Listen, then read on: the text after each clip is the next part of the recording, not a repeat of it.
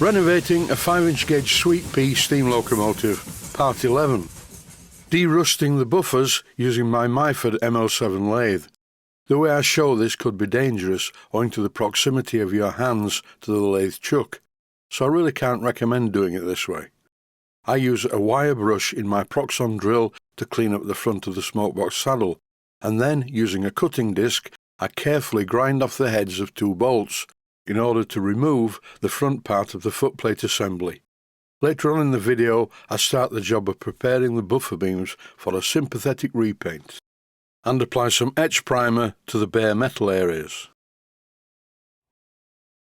As you can see in this clip, I've already cleaned up one of the buffer heads in a previous video. The best way to do the job is to place the buffer head in the chuck and use a live centre to press it into the correct position. That holds it rigid and it can't come loose.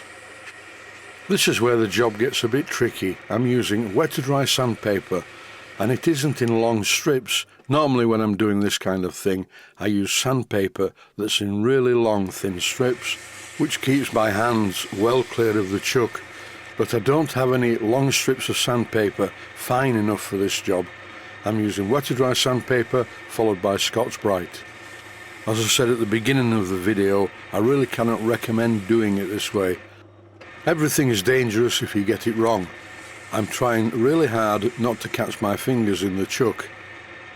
And very soon the second buffer is looking a whole lot better. It's not perfect, I don't want it to be perfect.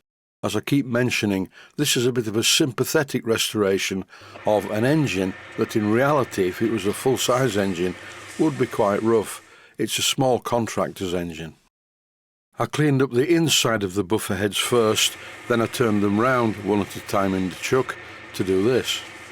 As you can clearly see, the buffer heads are not running in the chuck perfectly concentrically.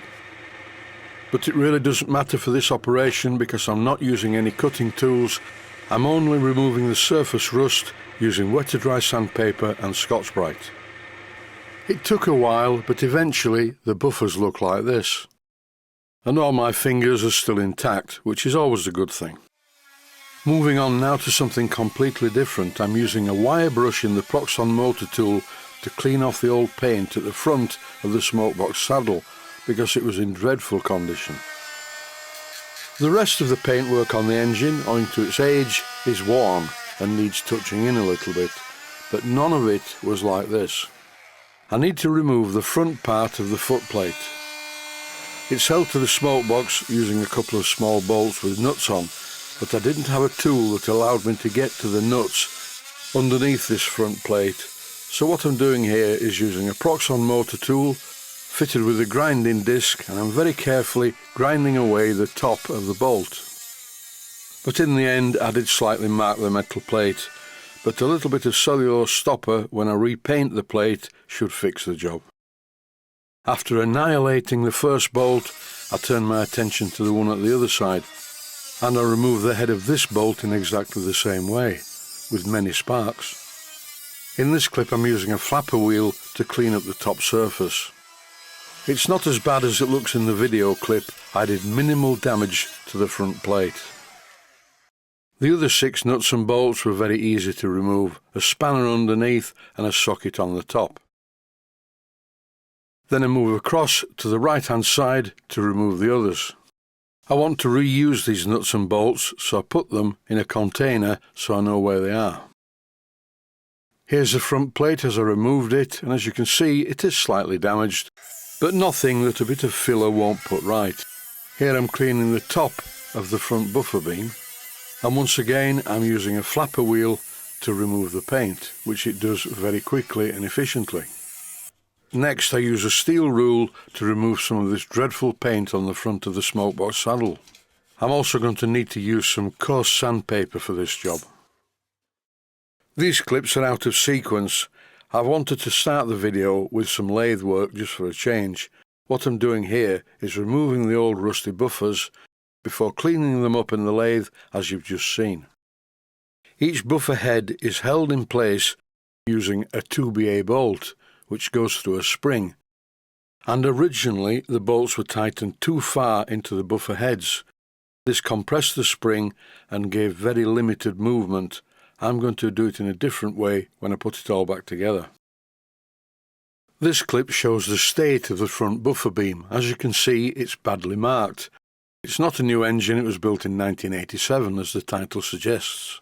I could remove all this paint and then mask everything off in the surrounding area, spray it with etch primer, and then spray it with a top coat of buffer beam red, but I don't want to do that.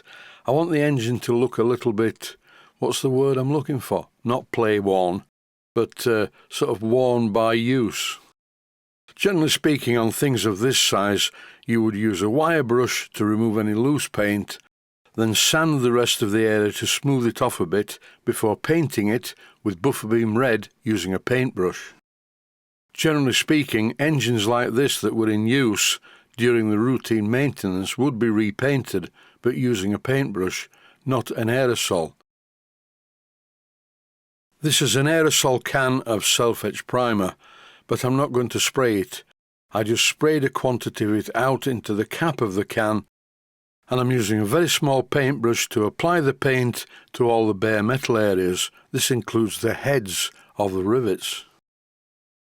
One fact, if you use a very small paintbrush for painting models, then you get scale brush marks, which actually look okay. I gave the bare metal a couple of coats of the etch primer using the brush. Then I painted the rest of the buffer beam with a small paintbrush, but using very little paint.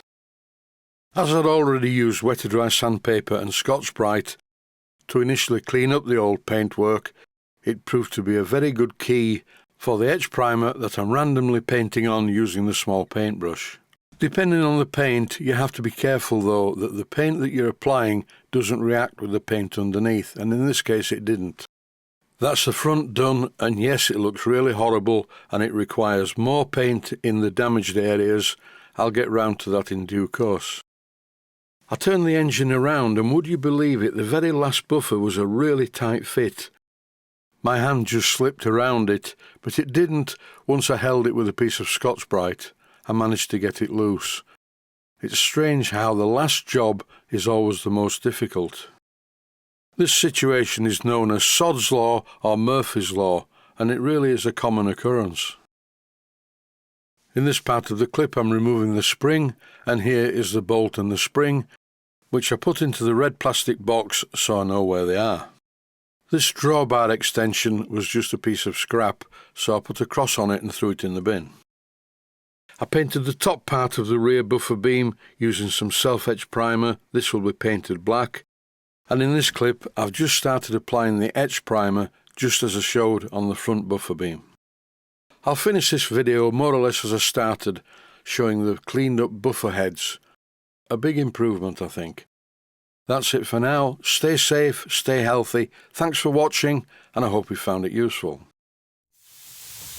Please take the time to visit my Mainsteam Models website and click on the section of the website that says Video Playlists. And by doing that, you can find other videos that you may like to watch.